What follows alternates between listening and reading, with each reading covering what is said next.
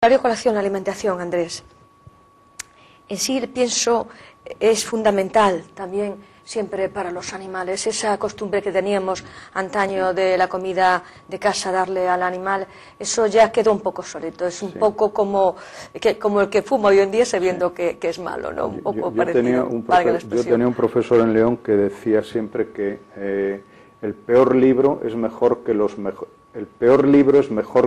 mejores apuntes. Y con esto digo lo mismo. El peor pienso es mejor que la mejor alimentación casera. Es bastante difícil en casa hacer una dieta equilibrada para un animal. Bastante difícil, porque siempre pecaremos por exceso o por defecto de algo. O nos faltan proteínas, o nos sobran hidratos de carbono, o nos faltan vitaminas, o algo siempre falta. Y esto habitualmente en los piensos a día de hoy, creo que el peor pienso va a ser mejor alimento que una dieta casera. Por esa sencilla razón, porque va a estar mejor formulado, va a estar más equilibrado. Otra cosa es que después el animal no lo tolere bien o que no tenga una buena biodisponibilidad el alimento, pero yo creo que siempre va a ser mejor un alimento comercial. Pues nos quedamos con eso, que a veces lo que creemos que estamos haciendo bien, efecto de darle al perro pues comida que tenemos en casa, como nos dice el veterinario Andrés, siempre es mejor esos piensos, por muy malo que sea, y después también estos piensos, como las personas, buscarle el pienso adecuado para el animal. Y ojo, esos perritos que son pequeños, no meterle pienso, porque a mí lo que me duele muchísimo, como destrozan también, o deben destrozar a esos cachorros cuando ya empiezan a darles un pienso que no está vinculado con su tiempo, ¿no? Con su edad, digamos. Además, actualmente, a día de hoy, la industria alimentaria en pequeños animales fabrica una gran gama de alimentos que a veces lo piensas y te quedas perplejo, ¿no? Que tienes un pienso específico para bulldog, para golden, para Yorkshire Terrier, para no sé qué. Pero lo que tratan es de adaptar las necesidades que tiene el animal con lo que aportan aquí. Y con las edades pasa 3/4 de lo mismo. Hay formulaciones específicas para animales jóvenes de razas pequeñas, jóvenes de razas medianas, de razas grandes y de razas gigantes, y así va variando con la edad, porque sus necesidades alimentarias son totalmente diferentes. Totalmente. Y esto lo vemos por nosotros, Andrés, ya por los humanos, y estos animales pues no son menos, vamos. Y Andrés, algo interesante, ¿influyen las modas de las razas de perros en la mayor incidencia de ciertas patologías? O sea, ¿cuántos animales ya vienen como el...? Sí. Esto, aparte que viene estadísticamente en todos los tratados, tanto de ortopedia como de medicina interna, como oftalmología, es cierto que cada raza está predispuesta a padecer una patología. Y lo vemos con las modas. Quiero decir, actualmente está de moda, pues por ejemplo, 2 o 3 razas, por citar algunas en nuestra zona, el bulldog francés, los labradores, los bull terrier, son perros que vemos con mucha frecuencia en las clínicas. ¿Y el cocker sigue siendo tan vulnerable a los oídos esto? Sí, claro, por su constitución, es normal. Bueno, y por ciertas predisposiciones que tiene la raza de pH de piel, etcétera, etcétera, para tener infestaciones por levaduras y todas estas historias. Pero con respecto a estas razas que te comento, pues por ejemplo el bulldog francés, que es un perro que se ve a diario, que ves cachorritos a diarios, pues tiene unas patologías que antaño no veíamos.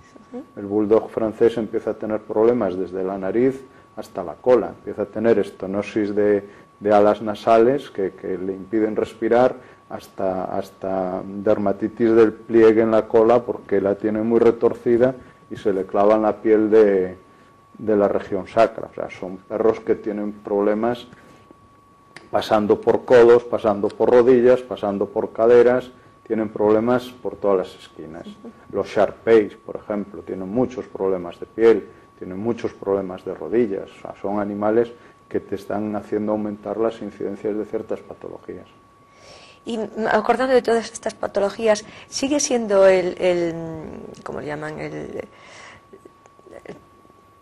El que es más como el lobo, hombre, ¿cómo le llaman? El pastor alemán. El pastor alemán sigue teniendo incidencia también de cadera, o se llegó, porque había un estudio que si era genético, ¿no? Que estabais haciendo. Sí, bueno, hay una predisposición, una heredabilidad, indudablemente, y lo que ha hecho inicialmente el pastor alemán y a posteriori casi todas las razas, es intentar obligar a los criadores que crían a través del club que sus reproductores sean perros que radiográficamente sean libres de displasia de cadera.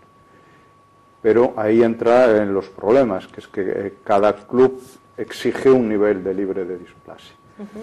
Y según las normas internacionales hay 5 grados. Bueno, hay clubes que con que estés con el grado C, que es una displasia ligera, es apto para la cría. Esos animales son radiográficamente, no son sanos ya, para empezar, y hay ciertos clubes que les autorizan.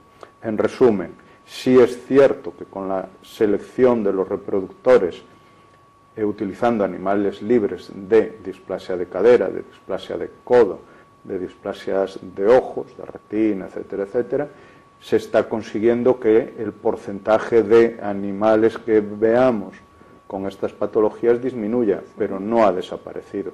Yo siempre le digo a los clientes cuando dicen, es que mi cachorro es hijo de libres de displasia y me han enviado los documentos. Bueno, los padres pueden ser libres de displasia, los abuelos pueden ser libres de displasia, pero tu cachorro, hasta que no demostremos lo contrario, no es libre de displasia. Y me pongo a mí, por ejemplo, mis 2 abuelos medían más de 1,90 y yo no llego al 1,70. Eso no quiere decir nada, ¿vale? Totalmente, Andrés. Un animal que ya se le ve cierta predisposición ósea, o que pisa mal, o cosas de estas que puede ver el dueño que no es lo normal. El diagnóstico precoz siempre va a ser el gran camino de darle un frenazo al tema. Indudablemente, dependiendo de cuál sea la patología, pero cuanto antes se diagnostiquen todos los problemas ortopédicos, llámese codo, llámese cadera, llámese rodilla, llámese tarso, cualquier problema ortopédico que esté condicionado por los genes, cuanto antes lo diagnostiquemos, antes podemos poner tratamiento, sea quirúrgico o no sea quirúrgico, la mayor parte de las veces es quirúrgico. Y lo que conseguimos con esto es o reconstruir, entre comillas, la anatomía de esa articulación o evitar problemas secundarios como son la artrosis. Lo peor que se puede hacer, por ejemplo, con un cachorrito de Yorkshire Terrier, que en las primeras revisiones el veterinario ya detecta una luxación de rótula, es decir, que espere. Se debería de corregir eso cuanto antes y quirúrgicamente. Cuando hablamos de corregir, ¿a qué nos estamos refiriendo? ¿A una prótesis? O sea, operación y prótesis de cabeza, fémur o cualquier... No.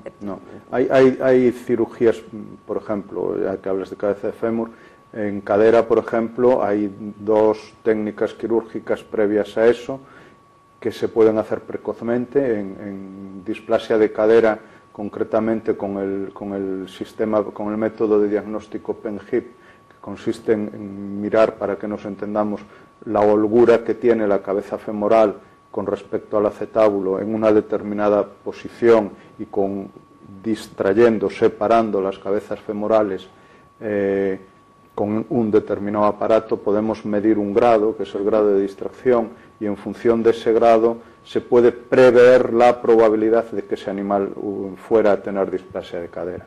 Si esto lo detectamos antes de las 16 semanas, de los 4 meses, hay una técnica quirúrgica muy sencillita y muy poco agresiva, que es la sinfisiodesis púbica, que consiste en electrocauterizar el primer tercio de la sínfisis púbica para obligar a que la cadera, al crecer, no crezca como iba a crecer, de manera que me dejaba las cabezas femorales fuera, sino que me la abomba y abarca la cabeza femoral. Eso, por ejemplo, es la primera técnica. Y la segunda técnica sería hacer una osteotomía doble o triple de ilion, isquion y pubis, de manera que se vascularía ese fragmento que hemos osteotomizado, que hemos cerrado, para darle una diferente inclinación y que cubra el acetábulo. Entonces, estas patologías no llegan aún a la prótesis. La prótesis de cadera siempre es el final, en el tema de cadera, siempre es el final, y ya sería para animales artrósicos y animales no funcionales y que no respondieran a tratamiento con antiinflamatorios o antiinflamatorios más nutracéuticos y productos dietéticos. eso en cadera. En otras articulaciones pues pasa también por corregir esas displasias, esas malas conformaciones que tiene el animal desde cachorrito. Y estas displasias o estas malas formaciones pueden acusar tanto en el sexo masculino animal que en el femenino. Y por supuesto, si cuando están preñadas puede ser un punto pues de más desencadenar más patología. ¿Cómo puede ser eso? ¿Los embarazos pueden...? No. Habitualmente todas estas patologías son en animales jóvenes. Todos estos procesos ortopédicos de crecimiento